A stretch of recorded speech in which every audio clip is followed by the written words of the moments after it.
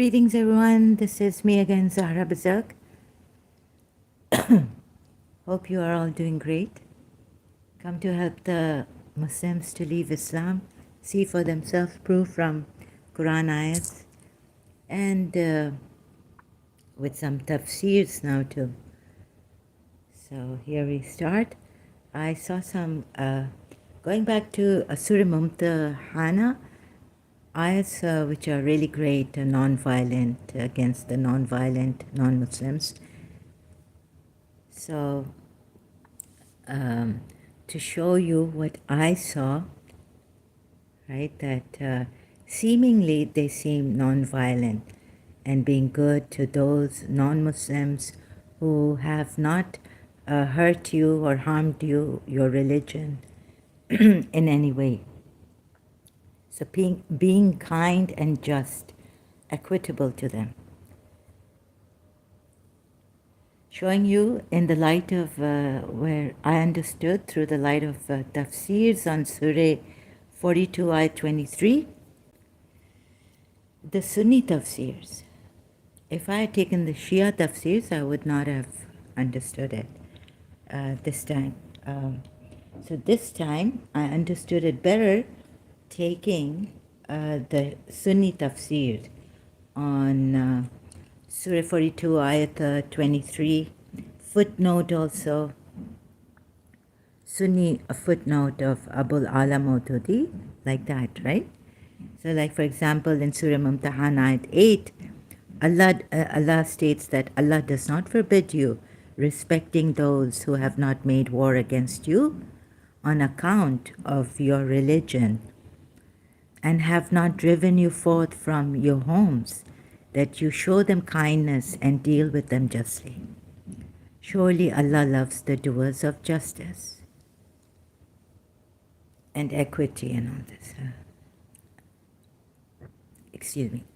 So this is the Shia tafsir on this ayat, the best I found.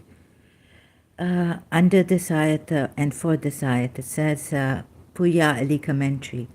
Fairness and equity are made obligatory in dealing with every creature of Allah, whatever his beliefs may be, unless they exceed all bounds and come out to destroy the faith and the faithful.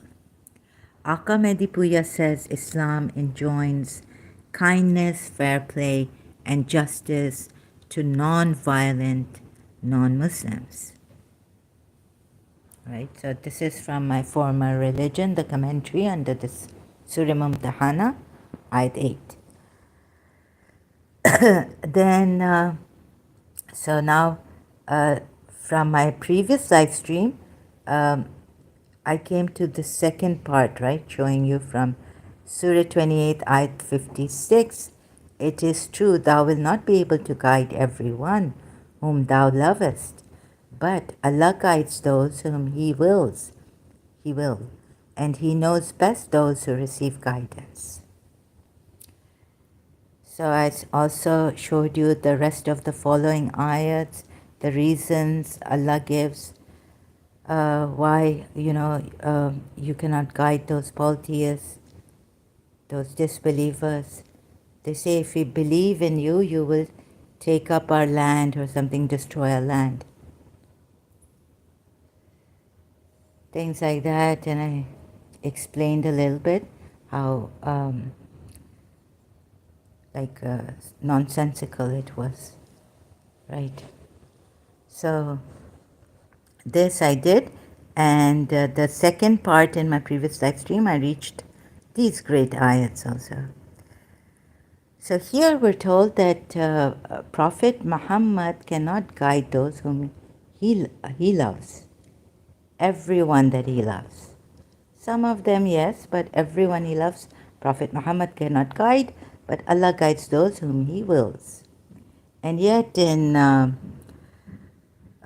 this Surah Fussilat ayat, right, we are told, where's the Surah Fussilat? Oh God, I guess I have to follow my notes, or so I will come to the Fussilat, Surah Fussilat ayat. Yeah, here it is. So here it is, Surah Fussilat, 41, Surah of the Quran, 34 ayat number. O Prophet, good and evil are not equal. Repel evil with that which is good, and you will see that he between whom and you there was enmity shall become as if he were a bosom friend of yours.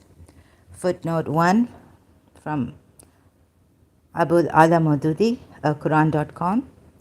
To understand the full significance of these words, one should keep in view the conditions in which the Prophet and through him his followers were given this instruction. The conditions were that the invitation to the truth was being resisted and opposed with extreme stubbornness and severe antagonism, in which all bounds of morality, humanity, and decency were being transgressed.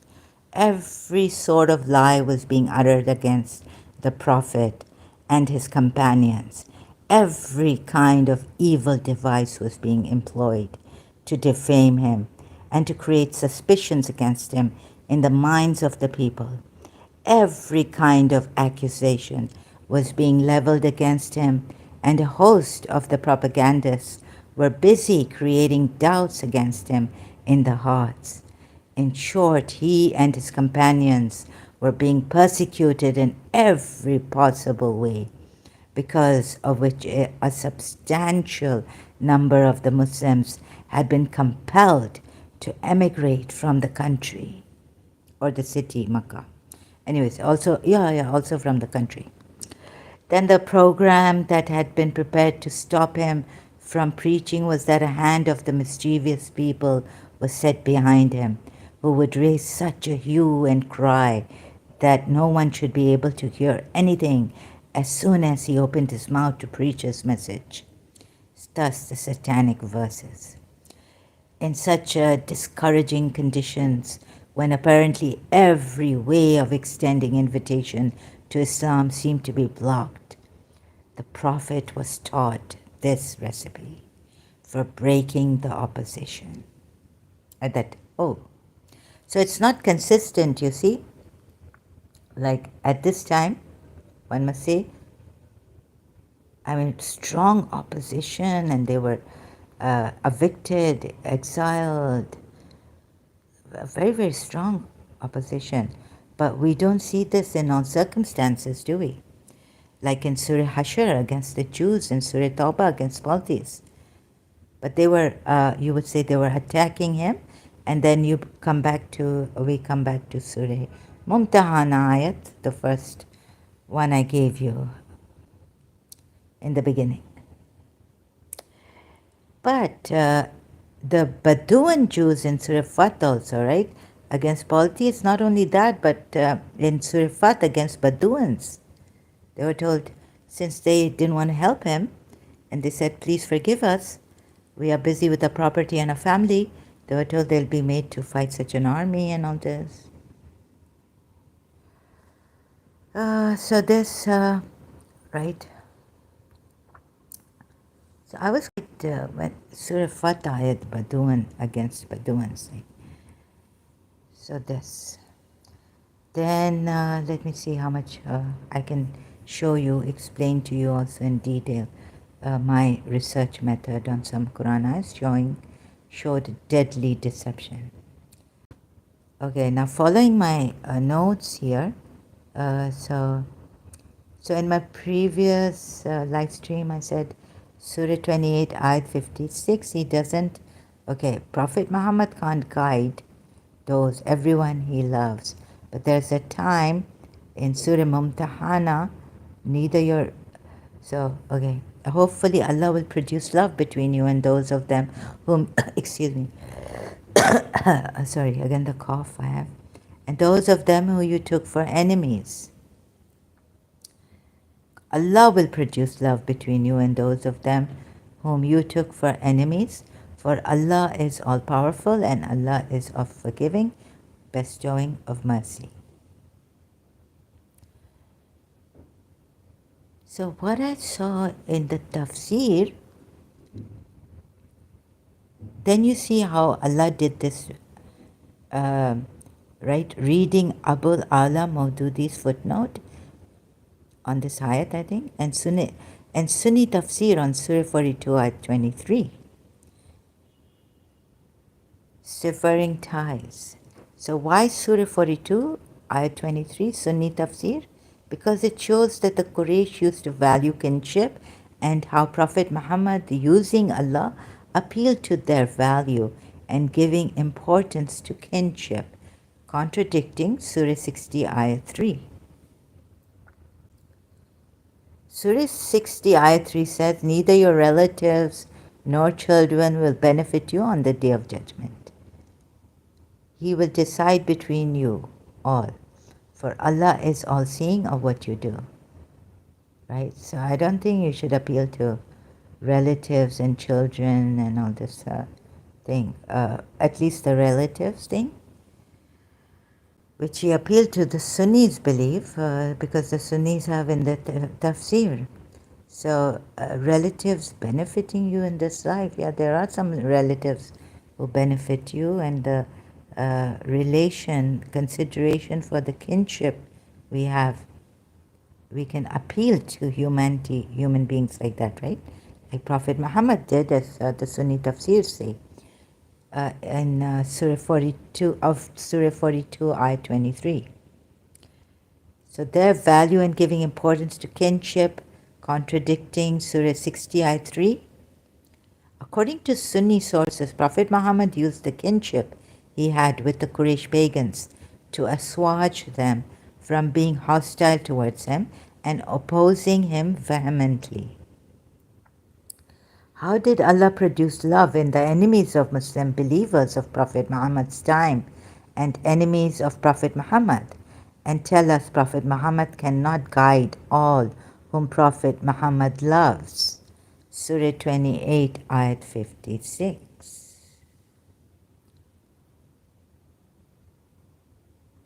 So, Prophet Muhammad, whom he loves, you cannot guide all of them whom you love, all whom you love.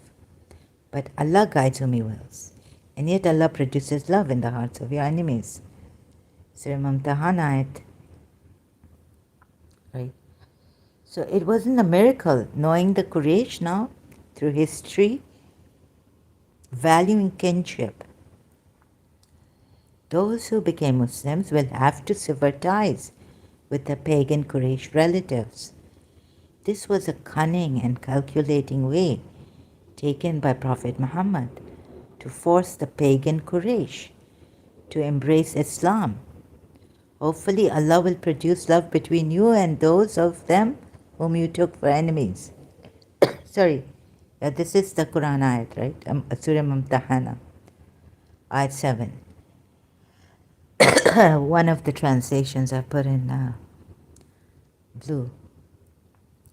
Hopefully Allah will produce love between you and those of them whom you took for enemies, for Allah is all-powerful and Allah is of forgiving, bestowing of mercy. Surah 60, ayat 7. So footnote 1, Abul Ala Mududi.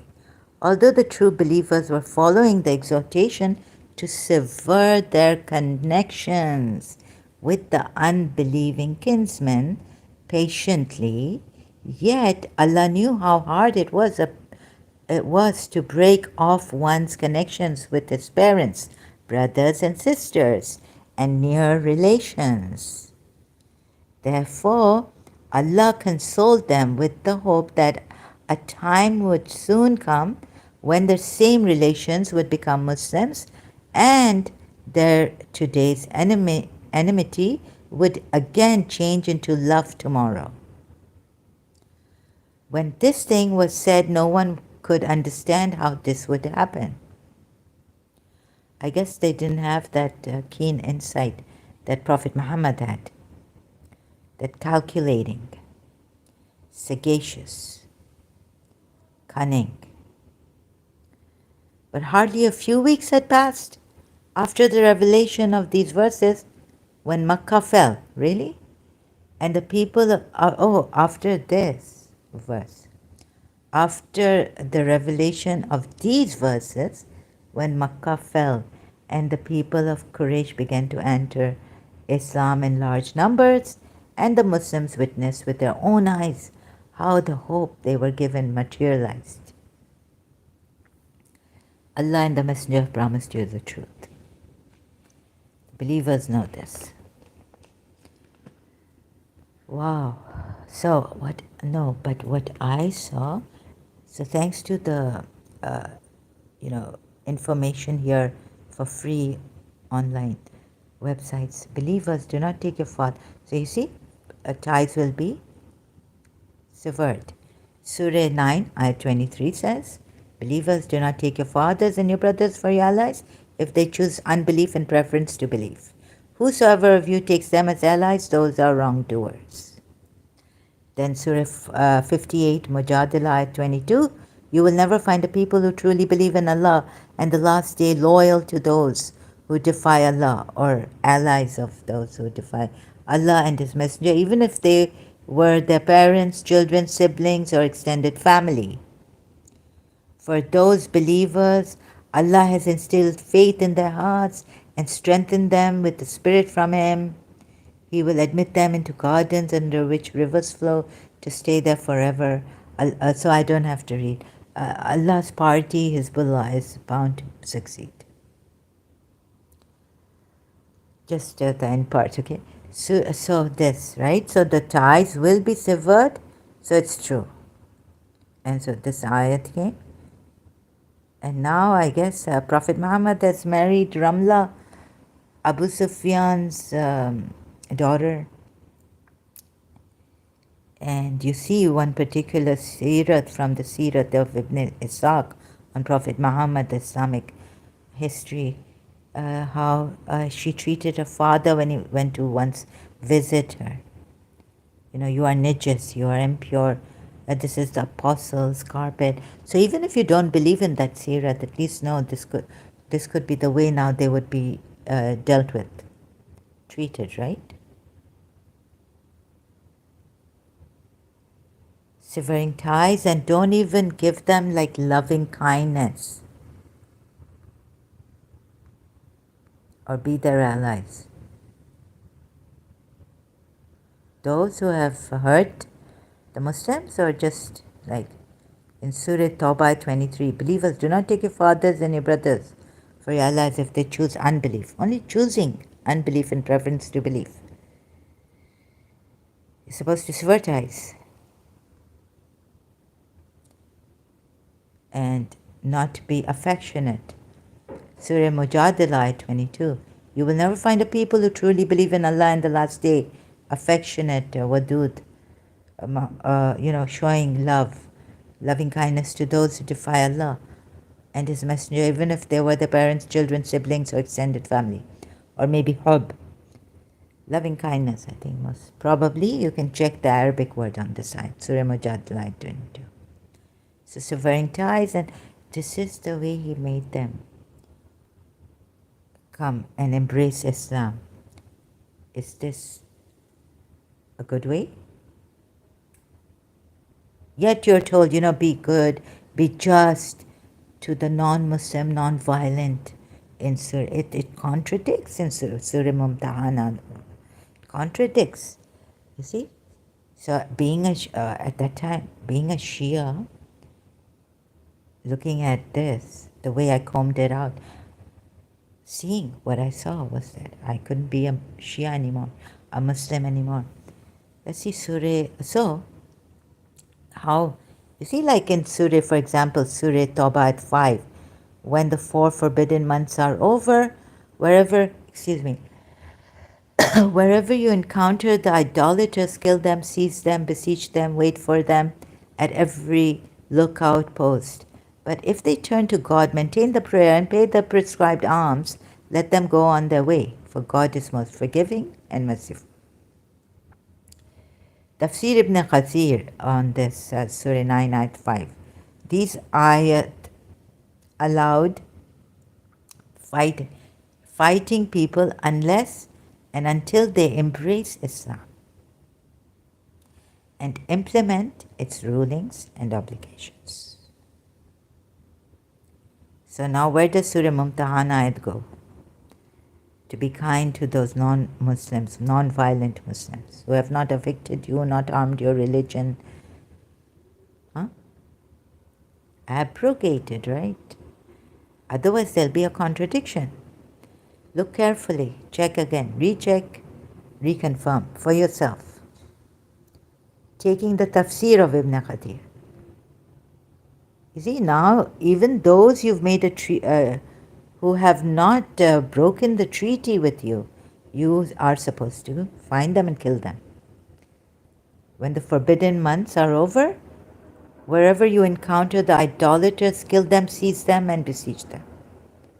Even though they have not broken the treaty, and besiege them. And now from thank you Quran.com and my Islam website. Tafsir Ibn Kathir, and besiege them and lie in wait for them in each and every ambush. Do not wait until you find them. Rather seek and besiege them in their areas and forts, gather intelligence about them in the various roads and fairways, so that what is made wide looks even smaller to them. So the walls are closing in, their relatives are being severed. How could they not embrace Islam? This way they will have no choice but to die or embrace Islam. This is the way when there's no compulsion in religion. In Surah Baqarah ayat, the ayat goes, and the Muslims give it to me regularly. When they used to come, some Muslim, there's no, or even if you're thinking like that, most Muslims, there's no compulsion in religion. And Surah Kafirun, for you, your religion, for me, my religion. Oh, they never hurt anyone. They never kill anyone. Remember, there are reasons beyond the breaking of treaties, and you can even kill the polytheists who haven't broken treaties with you once the term is over. Once the term is over, but if they turn, God maintain, maybe that ayat is going to come in Surah Tawbah. It's in Surah Tawbah, right? Oh, it's the 4th ayat of Surah Tawbah. But when the 4 forbidden months are over, wherever you encounter the idolaters, kill them, seize them, besiege them, wait for them at every lookout post. But if they become Muslims, do you not see this? Then let them go on their way. And those who you've spared, your lunakum,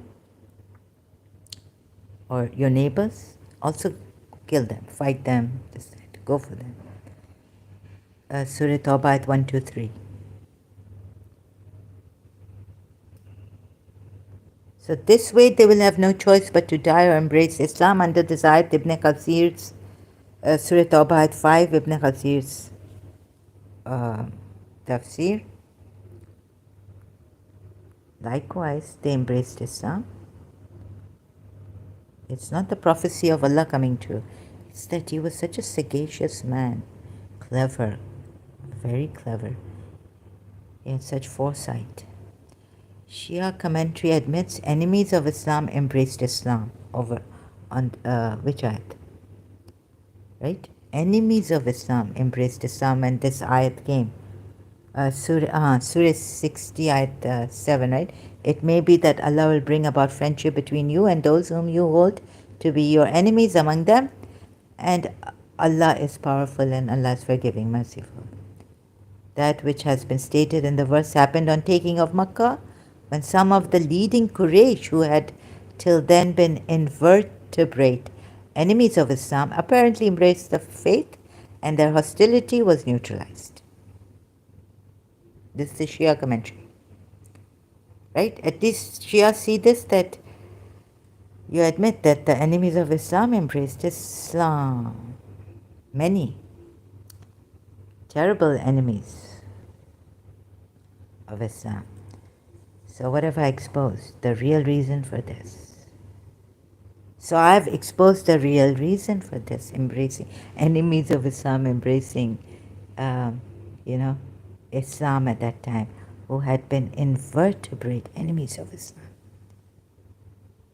severing ties from the non-Muslims. by showing you another. I'm going to come. Okay, so don't get deceived by this ayat either. Surah 60 ayat 8. Maybe I'll show you the Surah 42 ayat tafsir, Sunni tafsir on that. Maybe it'll come. I'm not sure if I put it in my notes. These notes. Don't get deceived by this ayat either. Surah 60 ayat 8. Allah does not forbid you respecting those who have not made war against you on account of your religion and have not driven you forth from your homes, that you show them kindness and deal with them justly. Surely Allah loves the doers of justice. Puya Ali commentary on this ayat. Fairness and equity are made obligatory in dealing with every creature of Allah, whatever his beliefs may be, unless they exceed all bounds and come out to destroy the faith and the faithful. I've already read this, right? But again, Aka Mehdi Puya says Islam enjoins kindness, fair play, and justice to non-violent non-Muslims. Muslims who take this as a general ayat to be applied for all non-violent non-Muslims fail to see the other reasons for fighting the pagans who didn't break a treaty with Prophet Muhammad. So here it comes, Surah Tawbah again, ayat 4. Oh well, I didn't put it there previously. So Surah Tawbah ayat 4, 9th chapter of the Quran. As for the polytheists who have honored every term of the treaty with you and have not supported an enemy against you, honor your treaty with them until the end of its term. Until the end of its term. Meaning 5, when the forbidden months are over, and when the term of the treaty meaning is over, who have even honored the treaty with you and have not supported an enemy against you. So you take Surah Tawbah 5, read it with Surah Tawbah 4 as it is in 9. You're supposed to kill them too if they don't embrace Islam. So please tell me, how can that verse, if you go to Surah Mumtahana and see that verse, Allah does not forbid you respecting those who have not made war against you on account of your religion and have not driven you forth from your homes, that you show them kindness and deal with them justly. Surely Allah loves the doers of justice. What happens to this ayat? If nothing happens, if it's not abrogated, it is contradicting Surah Tawbah ayat, right? 4. So I was here. It's contradicting Surah Tawbah ayat 4 and then killing, well, no. But yeah, kill them. Yes. 5. So these ones also who have not done any polytheists. Polytheists are evil. I mean, they'll be finished no matter what they do. The only thing is, they can't practice their religion. Ahle Kitab, you can fight them until, pay dhimmi. Pay jizya, and they become dhimmis at that time. But then later on we thought, we have to be good with the Ahle Kitab, Jews and Christians. It's good, good. But not the polytheists. Polytheists, regardless of whether they didn't even help anyone against you, they never attacked your religion, kill them too wherever you find them. This is the meaning of Surah 9, ayat 4 and 5 taken together. Until the end of its term. Do you not read this? Please don't forget to read this and don't get deceived. Right? So it is very, very clear. Very clear, right? Until the end of this term. Until the end of the treaty's term. So these polytheists who broke the treaties and all were given 4 forbidden months. But you read your tafsir on this until the end of its term. They were perhaps given a longer time, these ones who did not harm your religion, support any enemy against you, did not break the treaty. You see? Surely Allah loves those who are mindful of Him. Tafsir ibn Khatir on the Surah Tawbah at 5. These ayat allowed fighting people unless and until they embrace Islam. Fighting? And even killing them. Allowed to kill them. Fighting? Just kill them. Not fighting.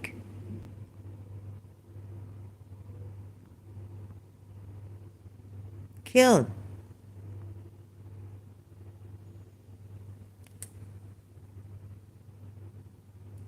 Who is it who's going to say that Prophet Muhammad and Imam Ali also, Shia has also come, only fought defensive wars?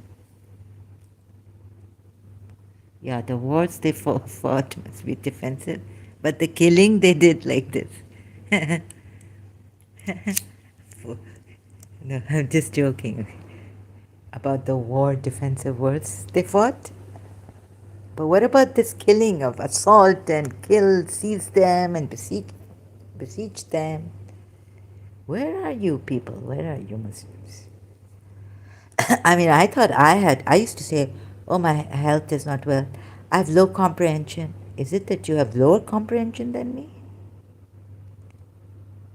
That you would then use that and say, didn't you tell us you have low comprehension? If you use that against me. So please see, why has your comprehension become so low? I was even surprised at Ismaili telling me and would not agree to me, brother, Ismaili brother. No, Zahra, madam, call me sister. Prophet Muhammad and Imam Ali fought defensive battles. So now with the polytheists, wherever you fight, kill them. Not fighting. These ayahs allowed fighting people unless and until they embrace Islam, implement rulings. Fighting? In battle? Not even in battle. No, not fighting even. You can't say this. Just kill them. Assault, besiege, seize. Wherever you encounter the idolaters, polytheists, kill. Okay? So I just dropped this religion. So, whenever you find yourself going to Surah Mumtahana ayat, remember this. Come back here. Listen, watch this.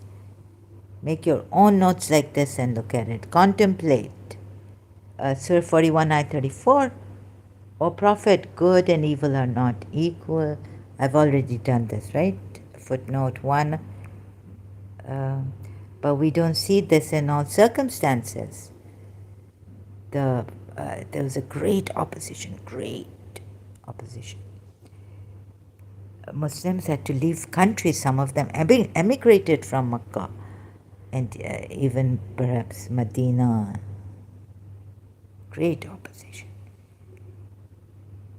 So this is Surah Fussilat, ayat 34, and the footnote of it I read out earlier on in the live stream. But we don't see this in all circumstances against the polytheists for you to do. O Prophet, good and evil are not equal. Repel evil with that which is good, and you will see that he between whom and you there was enmity shall become as if he were a bosom friend. But of course, not all that you love can you guide. And only the ones blessed with good, great good, are given this, enemy shall become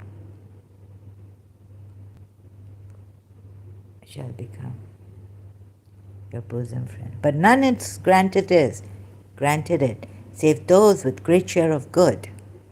The next ayat, I think, in Surah Fussilat that I haven't put here in my notes. So like in Surah Hashr against the Jews and Surah Tawbah against polytheists, nor in Surah Fat against Bedouins. So if you say, oh, these Jews were fighting in Surah Hashr, they were not fighting Prophet Muhammad. They helped maybe before. Polytheists killed those who have not even broken the treaty, or not harmed you in any way, or helped your enemy in any way. Surah Tawbah, as I showed you, 4 and 5. Kill them. Wherever you find them, wait in ambush. Wait for them. Seize them. And also in Surah Fat against Bedouins who weren't even fighting, saying we're sorry. But they're hypocrites and they thought this and they thought that and they thought the Muslims and would not come back to their homes. Which homes? Yathrib was, Medina was Yathrib. And so this, you see, and so this ayat too. Surah 9, ayat 13. Will you not fight against those who broke their pledges and did all they could to drive the messenger away and initiated hostilities against you? Do you fear them? Surely Allah has greater right that you should fear Him if you are true believers. So if you see this ayat, take this ayat in the light of Surah Fussilat ayat, O Prophet, good and evil are not equal. Repel evil with that which is good. He's not doing it in this circumstance either, in this ayat. Believers are told to fight. Will you not fight against those who broke their pledges?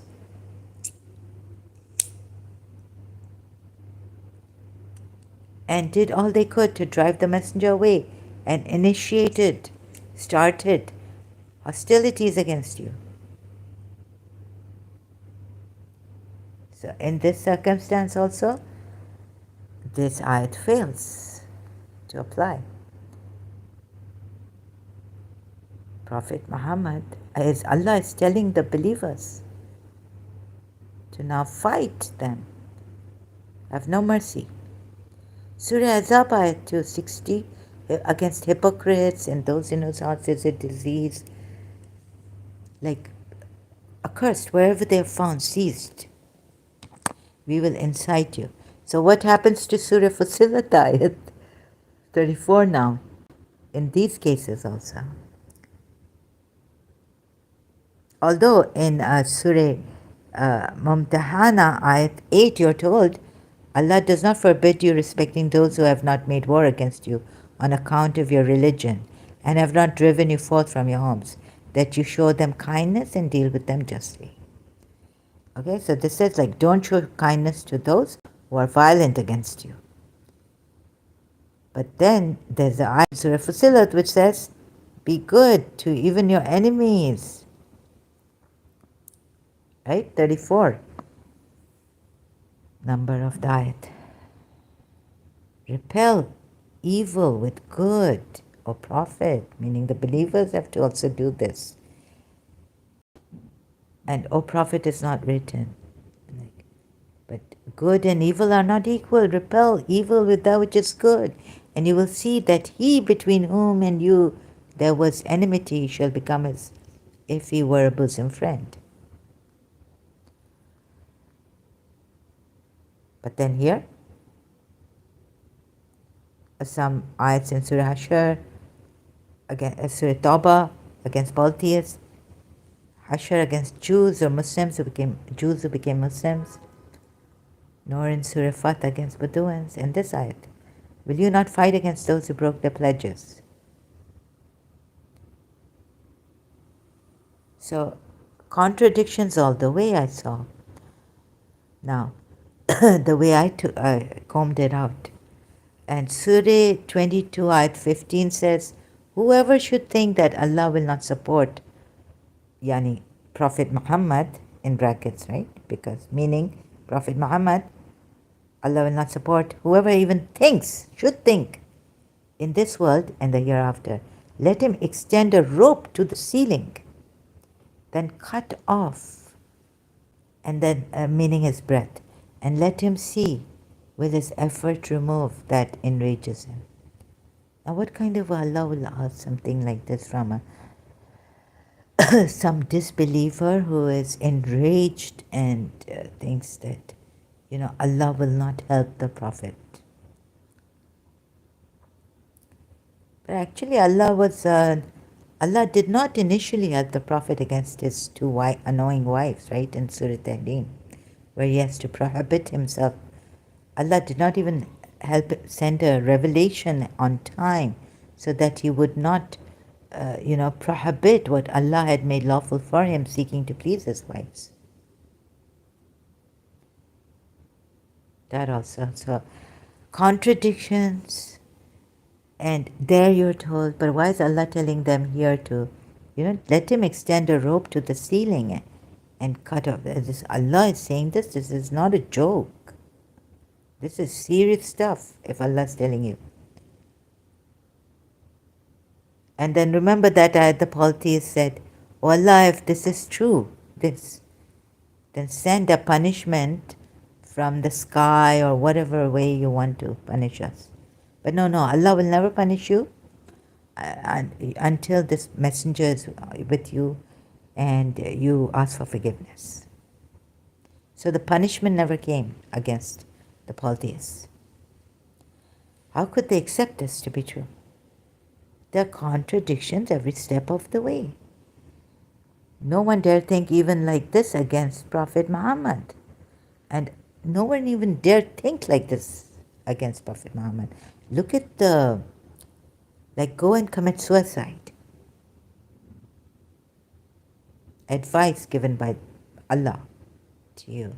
Is this right? And other ayats tell you how kindly he dealt with his enemies. Should they be taken as at face value, like Muslims have been deceived in taking them? Ask yourselves and rethink, and you don't have to hang yourself for rethinking. So this joke. Then back to the Surah Mumtahana, Ayat 8, 60th chapter of the Quran, Surah of the Quran, Ayat 8. Allah does not forbid you respecting those who have not made war against you on account of your religion and have not driven you forth from your homes, that you show them kindness and deal with them justly. What kind of Allah is this? That even to think whoever should even think that Allah will not support Prophet Muhammad, Allah is telling them to commit suicide in this world or the hereafter, like help Prophet Muhammad. So, anything am I missing? Any detail, that you might, say that I'm trying to deceive you? No, I'm not trying to deceive you. I'm trying to get you out of this deception. Very horrific, deadly deception, dishonest person. So this is what I saw and I left Islam. I got the insight. Now in the light of the tafsirs and all more insight coming. More insight coming. Like in, let me show you. Thank God I went to the Sunni tafsir and checked and left my Shia tafsirs. Will you not fight people? Where is it? Surah Tawbah ayat, multilingual, Mujadila, Mumtahana, Surah Shura. Right? So here, what does Sunni say in this light, the light of the tafsir, here on Surah 42, ayat 23, really brought the thing home about Surah Mumtahana. So Shias, you must read this. Maybe this is true and the Imams don't want you to read. Don't want you to come to this. These are concocted by our enemies. The Messenger of Allah, our great grandfather's enemies. My real right, so the explanation of this verse, I do not ask you any fee for it except the love of kinship, Surah 42, Ayat 23. The explanation of this verse that has been adopted by most of the exegetes is that the Holy Prophet has been directed to say the following to the infidels, polytheists of Quraysh. My real right over all of you is that I am the Messenger of Allah and you should admit it and obey me for your reformation and betterment. But even if you do not accept my prophethood and messengership, there is still one more right I have over you, which you can see the hypocrisy coming up, right? Shias, you can now see it, right? There's still one more right I have over you, which you cannot deny, and that is the right of relationship. Because Allah later on is going to ask the Muslims to sever ties with the polytheist infidels. So He doesn't respect, His Allah doesn't respect that. Why should they respect it? And you would say, well, this is not a valid reason here. That the the Islamic sources have given from the Umayyad side, they were enemies of it. Sayyuti and on, and Ibn Abbas, Abba's side, uncle's son, Messenger of Allah's uncle's son. They went away from Shia, is the true Islam, from the Imams, the progeny, Ali and Hassan and Hussein, right? Thereafter, Imam Zain al-Abidin and Imam Musa Baqir.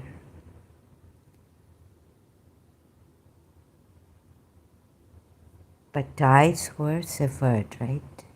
So Prophet Muhammad would never appeal to his Dawat Ashura, his relatives, like this, right? Even on Dawat Ashura, he didn't appeal to them like this.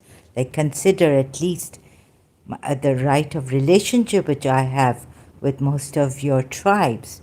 You also do not deny the right of relatives and the need of behaving kindly towards them.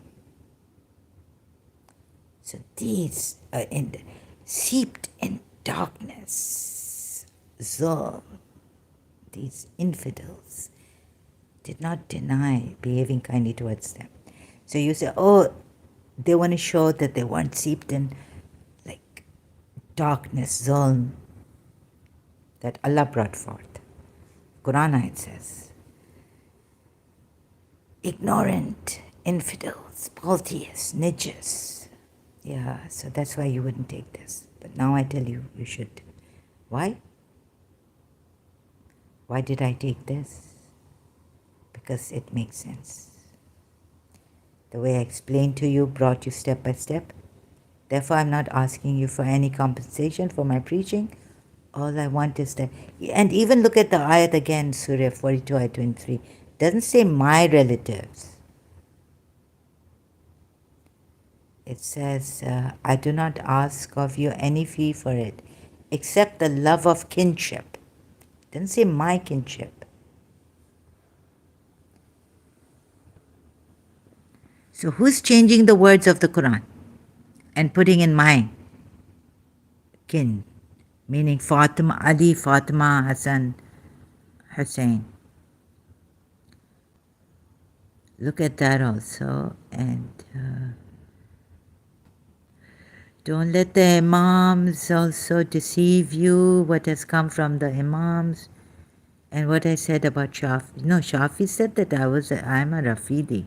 If, I think. Or maybe, I just don't want to read. I can't concentrate on this right now.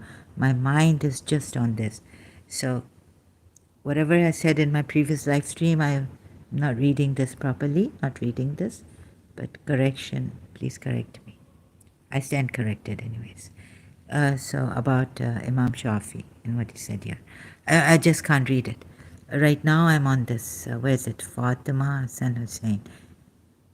Their offspring, the authenticity. Even if you feel that this is not the true picture that the Sunnis are portraying about your hadith and your way of research and how you've done it, and no, the authenticity and narration, like I explained in my previous live stream about the Shias, comes from their imams and all. And but we do say that we do the research, we read all the Islamic sources and see whether imam even whether this religion is true or false, right? We start like that. So do the research that I've shown you and then come here and find out. Thank you, Quran.com. Under this ayat, Tafsir Marif al-Quran and Tafsir Ibn Kathir. I haven't read. No reward do I ask of you for this except to be kind to me for my kinship with you. Oh, it's like this translation. Sayyid ibn Jubair said. So you can do all this, but for now, I think it's enough. I've shown you in the previous live stream. Leaving you with all this now, and thank you for the likes. Oh my God, I mean, okay, thank you so much. It's really great. Please spread the word, share, download on your channels, and keep it original the way it is. And yeah, please share sparingly. Thank you so much. It really means a lot to me. I have to expose this, so and people, please don't harm. It's not that we disrespect your prophet. He was my prophet too. We couldn't utter a word against nothing like reverence for him. Shias also with great reverence for him. So thank you so much. It's my word going around. It's no use following a false religion. Once I realize, I share with you with honest heart, mind, and soul. Honest intentions. And then you leave it. Why would you hold on to a false religion, which even is like, so many reasons why you should not hold on to this religion, how he's deceived, how he's killed in beseeching this, that, how he's, Allah has no tolerance for disbelievers, meaning the polytheists. But you would say, no, non-violent, non-Muslim. See, when you go to Surah Mumtahana, now I've made it easy for you, hopefully. Even the Shias, right? Surah 60, Ayat 8. Allah does, so this, and if you read this, the commentary of Aka Mehdi Puya and Ali under this ayat, you would know really what. So seemingly it seems right, but I've combed it out for you. So explained it. Any more details or slowly, or I'll see what I've missed, and I'm going to listen to my live stream and see. If I've made any mistakes, please overlook and correct my mistakes in your head. But basically the small mistakes I've made, you can correct. But basically this is what I saw, and it was very shuddering.